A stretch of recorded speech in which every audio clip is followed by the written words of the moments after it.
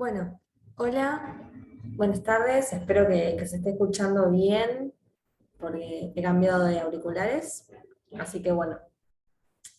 Primero que nada,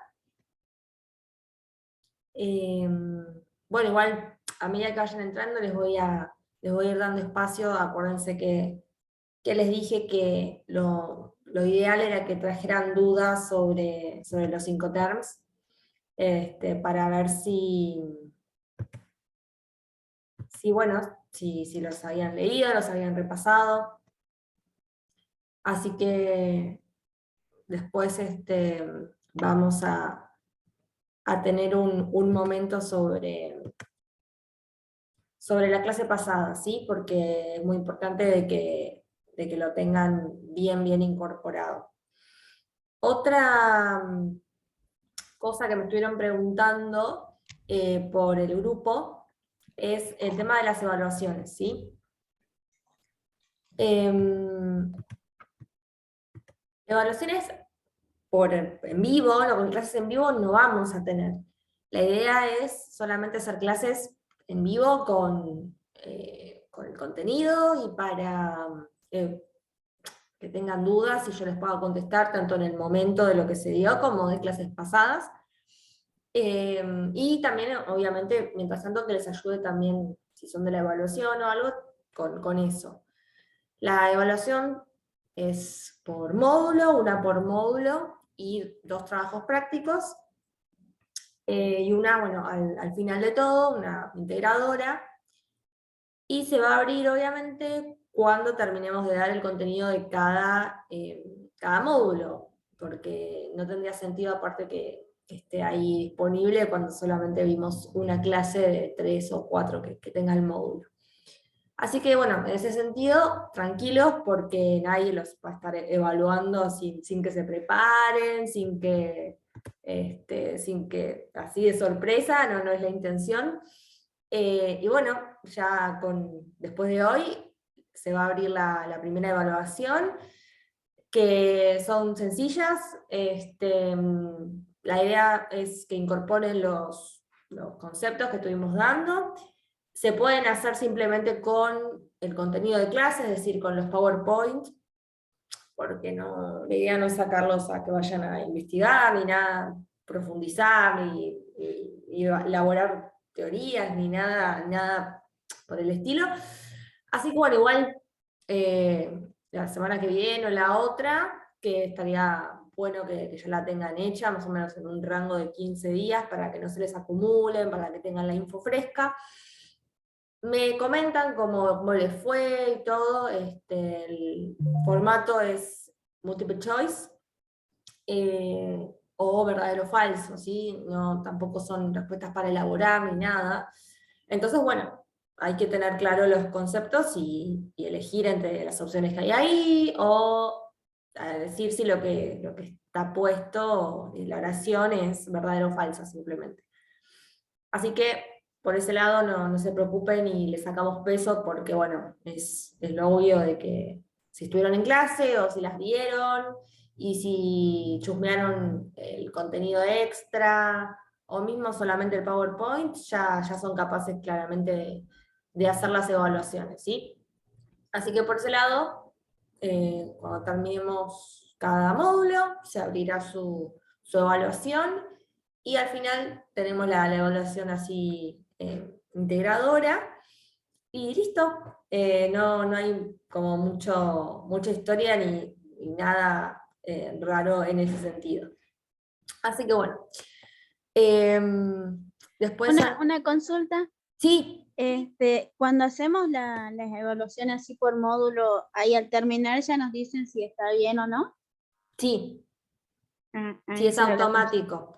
Ujú. Las evaluaciones tienen un tiempo, está bueno aclararlo, en el sentido de que la idea no es, lo digo así muy transparente, ¿no? La idea no es de que, bueno, a ver que me voy a poner la evaluación, no me la voy a poner a hacer, pero no estudié nada, no repasé nada, bueno, entonces, ¿qué hago? Me pongo la evaluación Yo también fui alumna, por eso. Sí. Me pongo la evaluación en una pestaña y en el otro tengo los PowerPoint. Entonces voy chequeando. Eso consume tiempo. Entonces la idea no es esa, la idea es, obviamente, pueden tener como apuntes, bla, bla, bla, bla, bla, eso está perfecto. Pero no sé si son 15 o 20 minutos que se tienen, igual es de sobra, o sea, porque son 10 preguntas muy específicas, muy concentradas. Y bueno, son 3 intentos también creo, no es que a la primera, tipo, si te fue mal, te descartó. Y te dice si aprobaste, cuántas tenés bien, cuáles son las que tenés, debería decirte todo eso, ¿no? Cuántas tenés bien, cuáles son las incorrectas, para que, bueno, después si tenés una correcta la idea no la pongas mal, si ya tenías el concepto bien. Así que bueno, de última, si te fue bien en la primera, buenísimo, y si no, no te preocupes.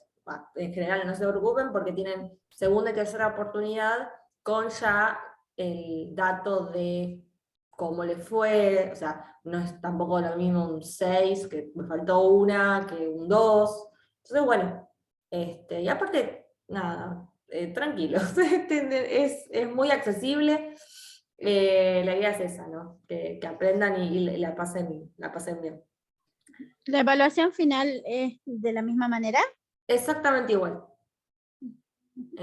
Así que bueno, ya van a tener cancha con las otras evaluaciones y es contenido acumulativo, o sea, es un integrador justamente. Entonces, bueno, si les fue bien en las otras 4 sería, van a tener la misma modalidad, así que ya van a estar cancheros en ese sentido, con el tiempo, con los intentos y con la modalidad. Nada más que bueno, va a haber preguntas puede ser saltar de la unidad 1, después de la unidad 3, otra de la unidad 1, después de la unidad 2, la unidad 4, la unidad 5 y así, ¿no? O sea que ya es algo, pero después el resto es todo muy igual. Así que bueno, ya les digo, después de hoy tienen la primera experiencia con la primera evaluación, tranquilos, más o menos el promedio, digamos, donde las tendría que tener hechas son 15 días, como para tener esa transición entre la primera unidad y la segunda, porque se siguen acumulando temas, y hasta que terminamos la segunda y vuelve la otra evaluación, y así, ¿no? Que no se les acumulen, más por ustedes, obviamente, si quieren hacer las 5 cuando terminen el curso, las harán, no es que se corta la evaluación y no pueden ingresar después.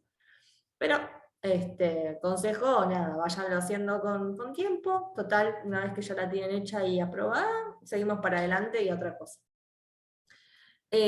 También, si más allá de todo eso, hay que recuperar algo, la instancia está, ¿sí? Después lo vemos, qué tema quedó más flojo y todo, igual no los voy a bajonear ahora, digo, ya al final del curso se ve si no quedó algún tema o algo, y la instancia de recuperación está porque la idea es que les vaya todos bien, que aprendamos y bueno, que lo puedan utilizar en sus propósitos, ¿no? De seguir estudiando esto o de elaborar de esto, no es atosigarlos de, ay, a ver si aprendieron, o sí, qué sé yo, ni va por ese lado. Así que bueno, creo que ya las dudas de ese sentido ya fueron contestadas y creo que tienen que estar tranquilitos, relajados, relax, disfruten, no sé si decir disfruten, ¿no? Pero escuchemos las clases, todo, el contenido y bueno, nada, para adelante. Y bueno, después al final les voy a dar un pequeño, si quieren no hablar porque bueno, acá es un grupo muy callado, pero si vieron lo del tema de Incoterm, si les quedó algo, porque, repito, soy muy repetitiva con esto, pero tiene que ser algo que esté bien incorporado, porque es algo propio del COMEX, no se ve en ningún lado, y lo vamos a ir nombrando. Entonces, yo ya en la unidad 3 voy a decir, esta factura es un Incoterm FCA. Le voy a explicar qué es FCA. Ahora, si alguien me dice, profe, es necesario repasar y todo, lo repasamos, obviamente. Pero la idea es que lo tengan incorporado, porque es algo básico y es nuestro idioma, digamos. Porque, bueno, ya los los integro a ustedes, ¿no? Vamos a hablar un idioma distinto, vamos a ser un grupo especial que vamos a tener conocimientos de importación y exportación. Así que siéntanse especiales por ese lado, que no todo el mundo tiene esos conocimientos, y menos en Argentina, que las cosas son distintas al resto del mundo, digamos. No voy a decir complicadas, pero sí, son complicadas. Así que bueno, la clase de hoy vamos a hablar de un tema que sí es interesante, es divertido, que es las trabas y los estímulos al comercio. O sea, las dos caras, ¿sí? ¿Qué me frenan? ¿No? ¿Qué barreras tengo para importar y exportar? Más que nada para importar en Argentina. ¿Y qué estímulos tengo para exportar? ¿Sí? La realidad es que van a ver ahora con el contenido, con la clase, que está muy focalizado, ¿no? Lo que yo quiero frenar y lo que yo quiero tirar para adelante, lo cual está muy bien si se hace de forma inteligente, de forma segmentada, de forma pensada, porque eso se los dije en las primeras clases de, de lo que es integración y todo, y va más allá del político que sea, ¿sí? Es algo, porque estamos hablando de comercio internacional, justamente de todos los países. Está evidenciado de que las aperturas masivas o los cierres masivos tienen un impacto muy fuerte en las economías de los países, ¿sí? Entonces, todo en su justa medida y adaptado al país. No es lo mismo una política económica en Estados Unidos o en Inglaterra que en Argentina o en cualquier país de Latinoamérica, por lo básico, no tenemos recursos distintos, tenemos economías distintas, monetarias distintas. Entonces, bueno, obviamente nosotros nos vamos a centrar en Argentina, como siempre, porque es lo que nos interesa, porque es como nosotros nos vamos a abrir y relacionar con el mundo. Obviamente a través del comercio, ¿no? Pero es como más o menos el lineamiento general que se fue siguiendo en todos los gobiernos, más o menos, ahora por ahí más centrado en la actualidad, para que sepan cómo está el panorama ahora. Le vamos a agregar por ahí algunos datos de color de cómo está la realidad ahora, porque es cambiante todo el tiempo. Pero bueno, más o menos, ¿qué herramientas hay que te frenan las IMPO, ¿sí? Y que te ayudan y te estimulan el tema de la exportación? Así que bueno, empecemos con el PowerPoint. Bien. Perfecto. Bueno, empezamos fuerte, ¿no? Nos están frenando, ya queremos traer algo y nos están frenando. Primer freno al COMEX, a la importación, ¿sí? Existen dos tipos de barreras. Unas barreras denominadas arancelarias y otras denominadas pararancelarias. Media rara la palabra, pero bueno. Ambas son determinadas por las políticas comerciales del momento, como siempre, ¿sí? No hay, menos en Argentina, no hay políticas de Estado que pasen siempre con el continuo de los años, sino que es muy cambiante. Entonces, básicamente son determinadas por la política comercial del gobierno del momento, y hace que un país tienda más al cierre o a la apertura frente al mundo, ¿sí?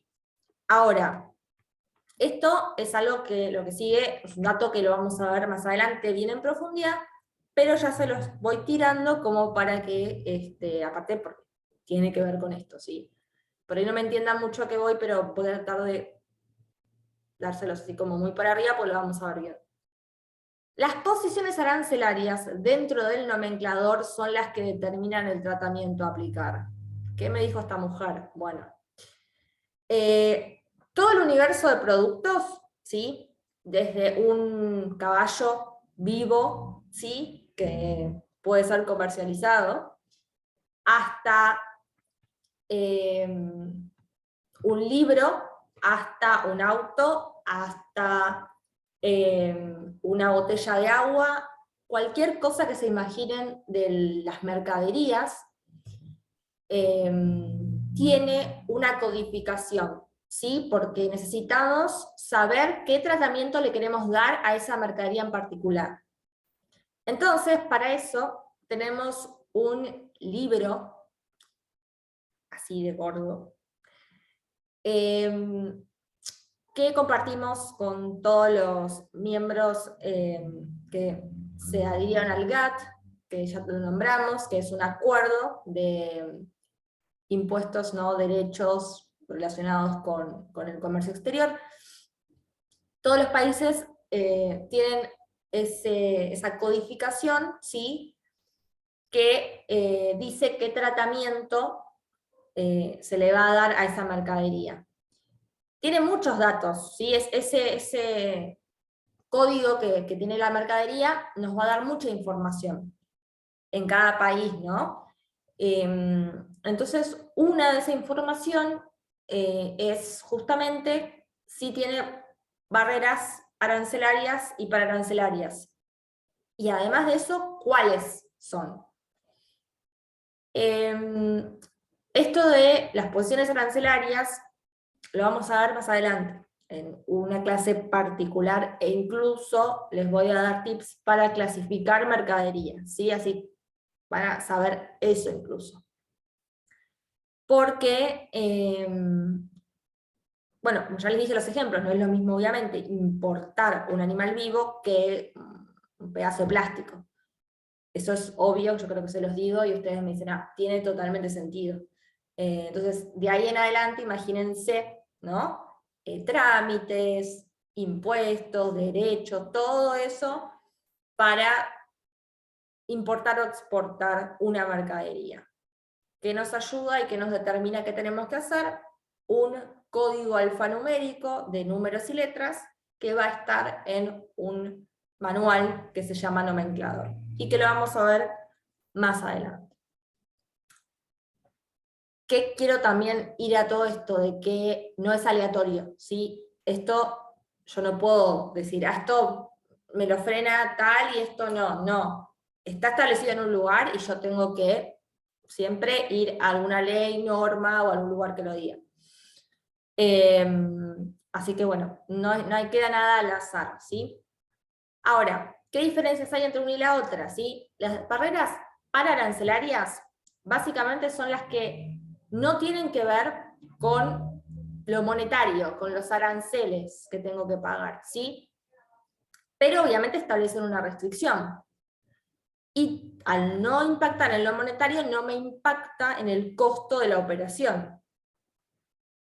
Como les dije, traten de que siempre las barreras, imagínensela en importación y los estímulos en exportación. Así que voy a hablar como que eso ya está entendido de que es para impo. En una barrera paraarancelaria, básicamente me va a decir que para importar tal mercadería, yo no tengo que pagar más impuesto, sino que tengo que tramitar un certificado, por ejemplo, de sanidad, no sé, si quiero importar un arma, tengo que ir al RENAPER, ¿sí? Entonces, si bien no me está diciendo que no la puedo importar, me está diciendo que tengo que hacer algo más, y ese algo más puede ser que me lo rechacen, puede ser que eso me insuma tiempo, que después tenga impacto en el proceso de importación de la mercadería. Entonces, ya al tener eso, ¿no? Y por ahí no es solamente un elemento que me piden, sino que son varias cosas, que tengo que ir a varios organismos, porque es una mercadería peligrosa, lo que sea, pero son trabajos... Eso de ser monotributista también te piden, ¿no? Tener una empresa, algo así. No, ¿Entraría ahí, Ana? no, esto estamos hablando del tipo de mercadería en sí, no de la condición de la persona que está, digamos, haciendo la importación. Claro, claro. Esto es puramente del tipo de mercadería. Más adelante igual vamos a hablar de los agentes de comercio exterior y vamos a ver lo que son las exigencias, por así decirlo, o características que tiene una persona cuando quiere ser despachante de aduana, cuando quiere ser importador, cuando puede ser un apoderado, etc. Así que después los vamos a ver qué tiene que ver la persona, ¿no? En todo esto. Así que bueno, entonces tenemos estas barreras arancelarias que no tienen que ver con plata, que no me hacen más costosa la importación, pero que me insumen tiempo, me generan hacer más trámites, y entonces se va convirtiendo en una barrera, porque también a veces si ese organismo no me aprueba el trámite, yo simplemente no puedo importar esa mercadería. Ese tipo de poder tiene estos trámites. Entonces, bueno, es una barrera, así de simple. Ahora, por contraparte, las barreras arancelarias son las que tienen que ver con lo monetario y se relacionan con los aranceles. Aranceles mayores, generalmente, por algún tema de precio, no sé si traigo algo de China, o por una industria que está protegida en nuestro país. Entonces, importar algo de otro país hace que peligre mi industria. Entonces, bueno, una forma de frenarlo es obviamente hacer que paguen aranceles más altos, que tengan un impacto en el costo, que yo cuando ese costo lo traslade a precios acá, me sea más caro. Entonces la gente por ahí vaya a optar a misma calidad, supónganse, un precio de industria nacional que es más barato. Esa es como la idea. Pero bueno, de acá nos tenemos que quedar en que estas barreras están especificadas en un lugar, que dependen de la codificación de cada mercadería y que hay de dos tipos, arancelarias y pararancelarias, siendo arancelarias monetarias y pararancelarias no monetarias. Bien, tipos de barreras arancelarias. Acá hay básicamente dos tipos y uno que es mezclado, ¿sí? Tenemos los derechos ad valorem, que son porcentajes, básicamente, tanto para la IMPO como para la EXPO, ¿sí? Acá, bueno, dijimos que no vamos a basar en IMPO, pero el tipo de derecho ad valorem puede estar en ambos.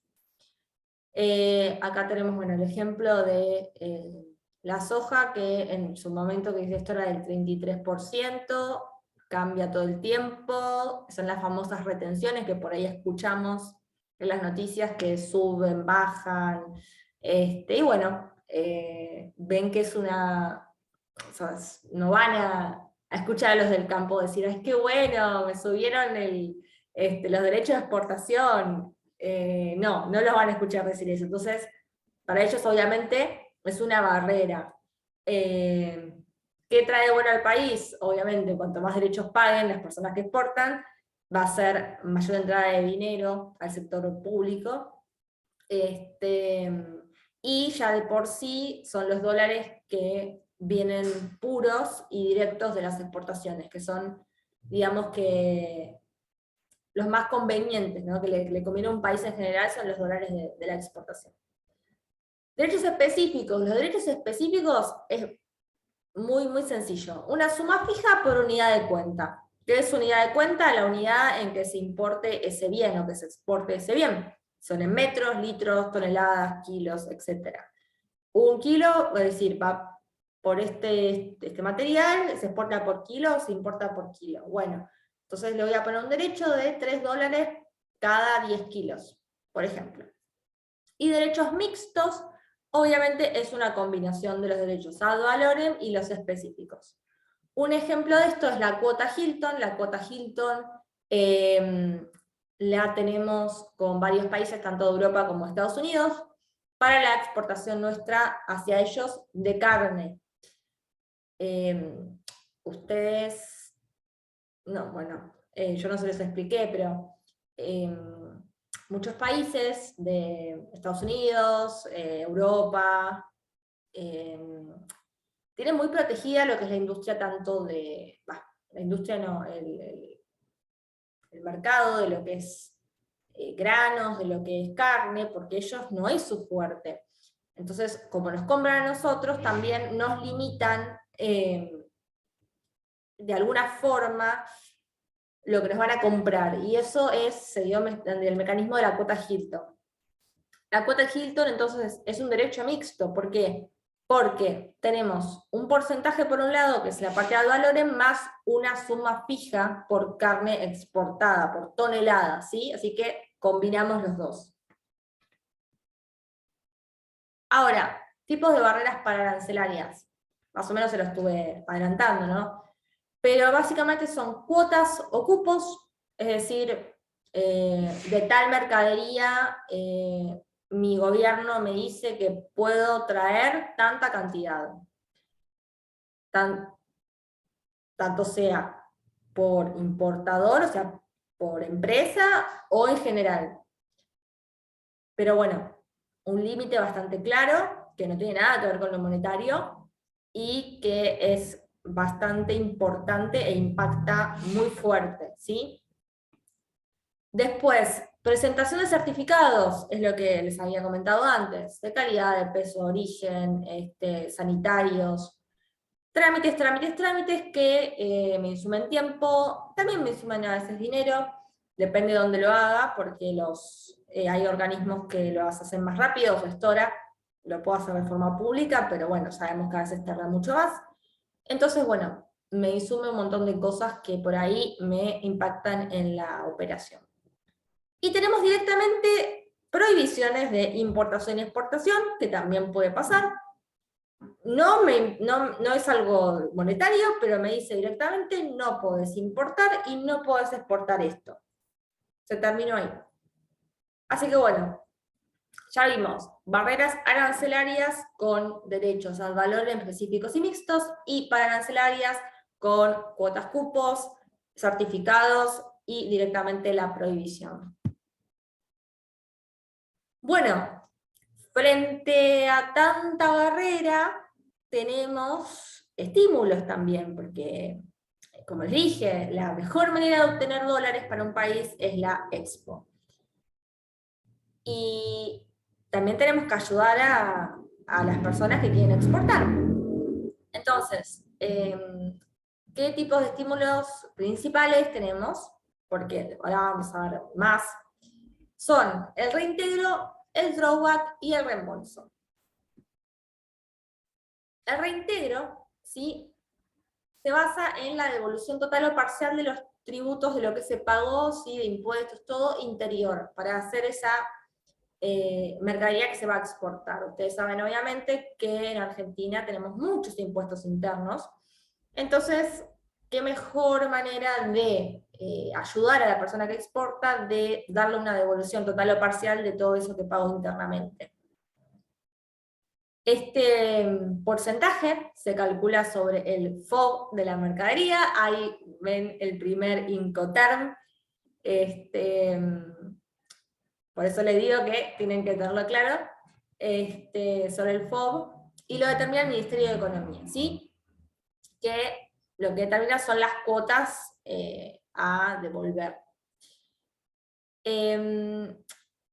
Como se trata de una devolución de tributos interiores, es compatible, ¿sí?, con otros estímulos, como es el drawback, que vamos a ver ahora.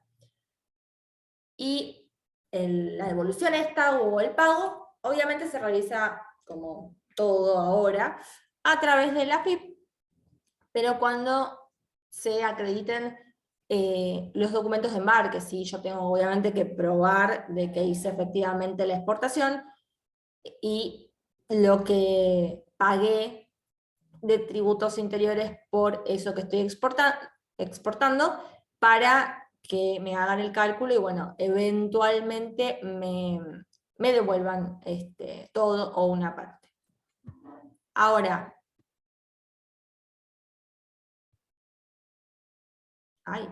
estoy yendo para...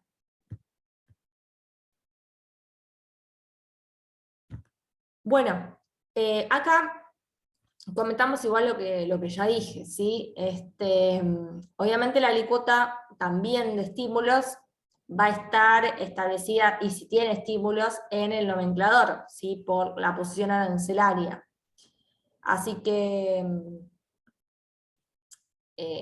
digamos que también está establecido, igual que las barreras. Ahora tenemos el drawback. El drawback es también una devolución total o parcial, pero en este caso de derechos de importación, ¿sí? ¿Por qué? Porque casi toda la mercadería que es exportada y que es elaborada, si no digo granos, ¿sí? que, que solamente se cosecharon y se mandan a un silo y después se exportan para afuera, sino en mercadería elaborada, ¿sí? Productos ya terminados. Generalmente en países como Argentina tenemos mucho insumo importado, ¿sí?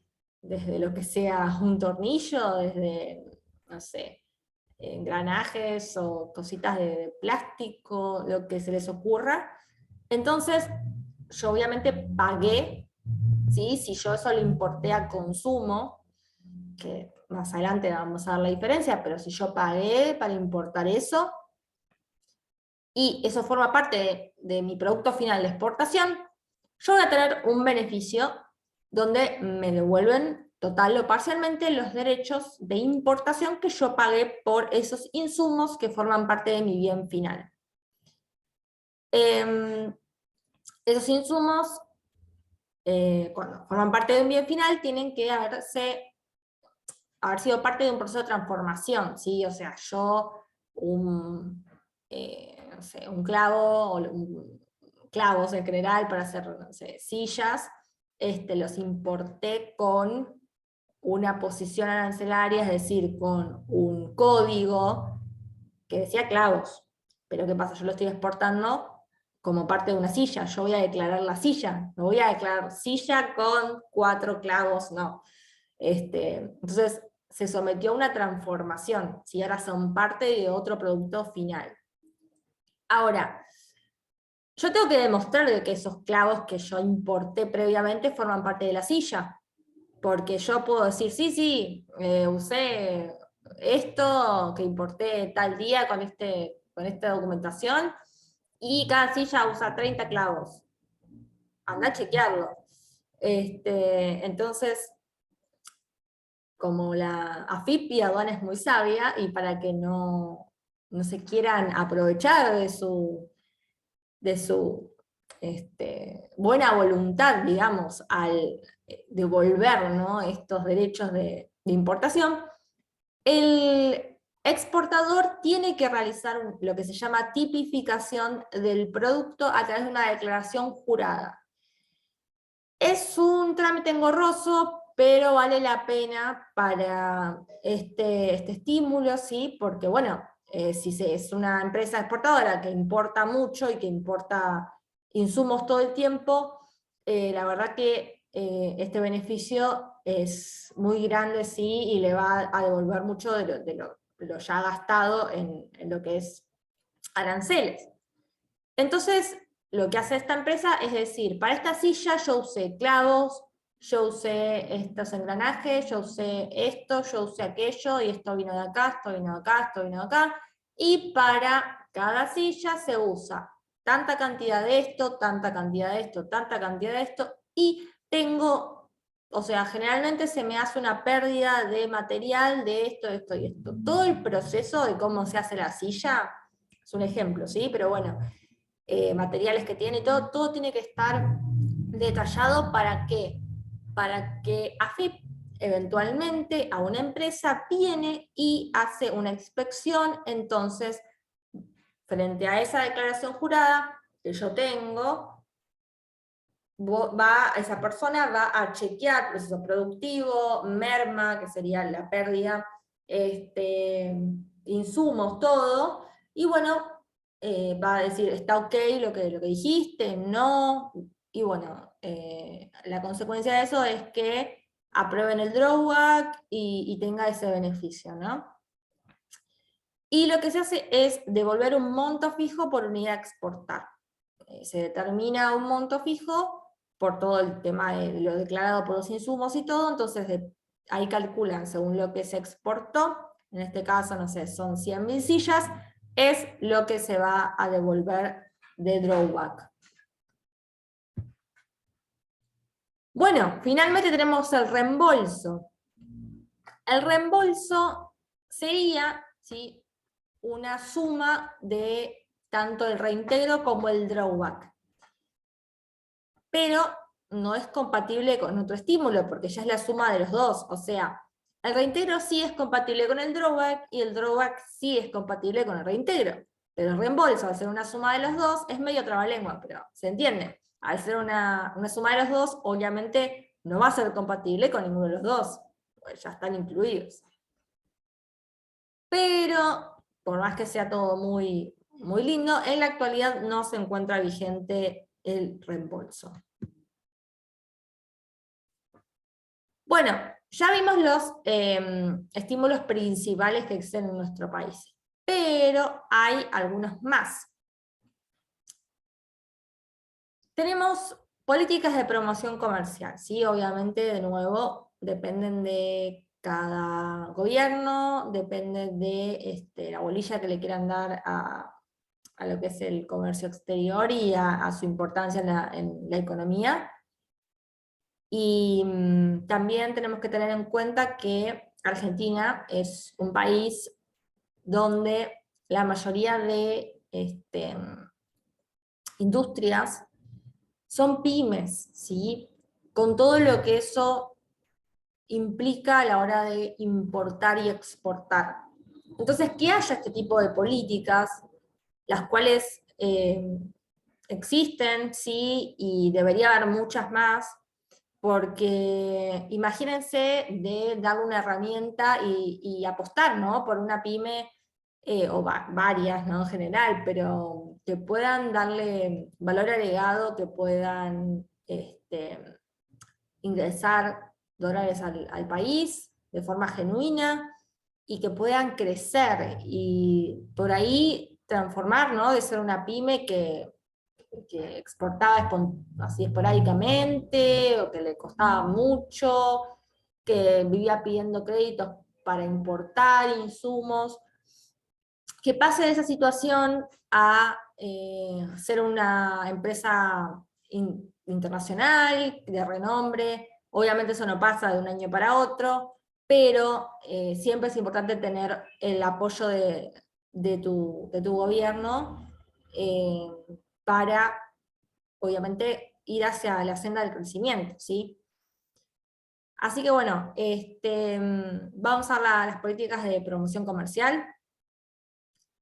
Como les dije, son políticas que promueven el desarrollo y el crecimiento y los intercambios comerciales, ¿sí?, de organizaciones empresariales en general, grandes o chicas, porque pueden tener una estructura enorme, tener mucho comercio acá interno en el mismo país, pero que no tenga tanto exterior. Entonces, independientemente del tamaño de la empresa, ese es el objetivo de estas políticas de desarrollo y de crecimiento, ¿sí? Obviamente, tanto la difusión como la elaboración y la ejecución se dan por organismos públicos dependientes del Estado, como les dije antes, gobierno puro. Y es en el año 84, por ejemplo, hace no mucho, aunque piensen que fue hace un montón, hace no mucho, se sancionó una ley, que es la 23.101, que es de promoción de exportaciones, que bueno, es la que en teoría se está siguiendo, ¿sí?, porque el objetivo obviamente es expandir y diversificar la oferta de exportación, con la finalidad de redistribuir los beneficios, ¿sí? Tenía un fin muy noble, pero el tema es cómo se sostiene de gobierno a gobierno, ¿sí? Y las herramientas propias que se brindan. Así que bueno, cortamos acá, hacemos un recreo de 5 minutitos y volvemos con la otra parte de la clase, ¿sí? Antes de que se me corte el Zoom. Nos vemos en un cachito.